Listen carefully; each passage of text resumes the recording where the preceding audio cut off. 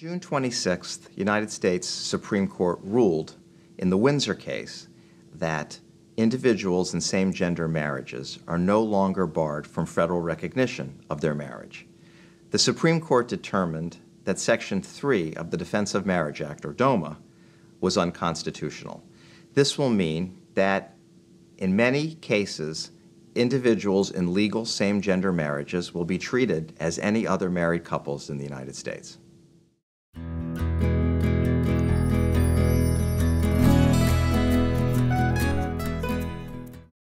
What we don't know at this point is what happens to a married couple living in a state where their marriage is not recognized. Currently, 12 states and the District of Columbia license same-gender marriage. But for purposes of federal law, some laws are based on where the marriage was celebrated, and other federal laws are based on where the couple currently resides.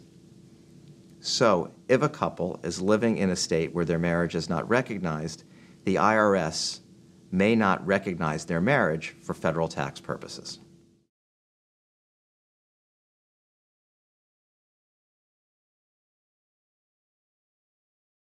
If plan sponsors are not now providing benefits to spouses in same-gender marriages, they may want to consider doing so. Up until now, there was an impediment to providing that coverage.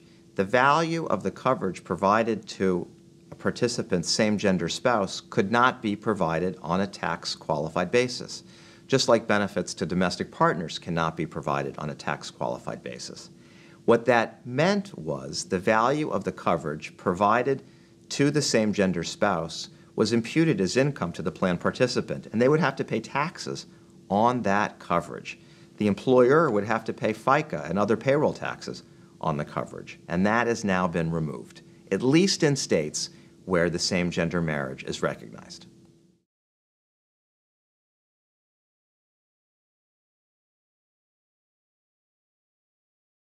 Certainly, for plan participants living in a state where their marriage is recognized, in a retirement plan, a same-gender spouse needs to be treated as any other spouse, including obtaining spousal consents, eligibility for pre-retirement death benefits, being able to obtain retirement benefits in a joint and survivor form. It also means all other plan provisions referring to spouses must be adhered to, including minimum distribution requirements, as well as honoring qualified domestic relations orders.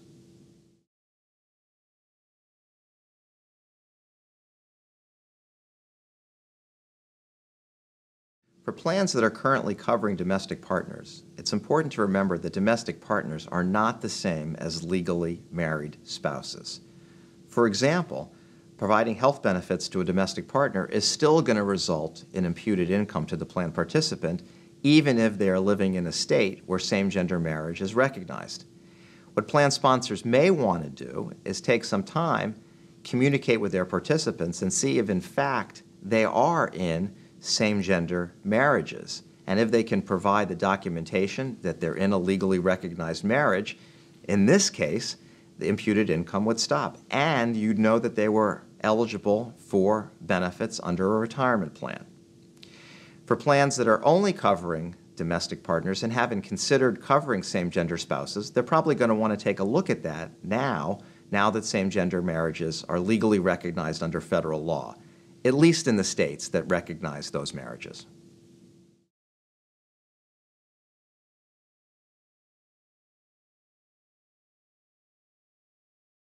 Certainly, there are some outstanding questions.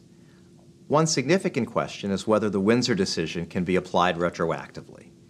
For a health plan, we'll need to take a look at imputed income. Can imputed income be changed going back? For a retirement plan, are there benefits that might be payable?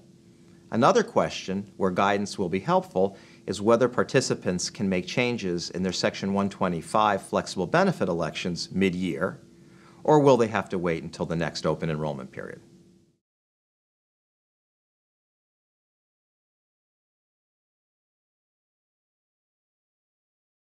Our clients are looking at how the Windsor decision applies to their plans. First and foremost, they're looking at where their participants live and whether they live in states where same-gender marriage is recognized. Our clients are communicating with their participants. they're finding out if their participants are in same-gender marriages, which then could entitle them to benefits under the plan. Participants that are in health plans will no longer have imputed income, again, at least in states where the same-gender marriage is recognized, and plan sponsors are determining when that imputed income can stop and whether adjustments can be made retroactively. For retirement plan sponsors, they're looking at recent retirements, at recent benefits paid, and determining if there will be an impact on participants who are in a same-gender marriage. Very importantly, many clients are communicating with their participants, and they're finding that participants are eager to hear from the plan sponsor about the Windsor decision, about this change in the DOMA law, and whether this will have an impact on them and their benefits.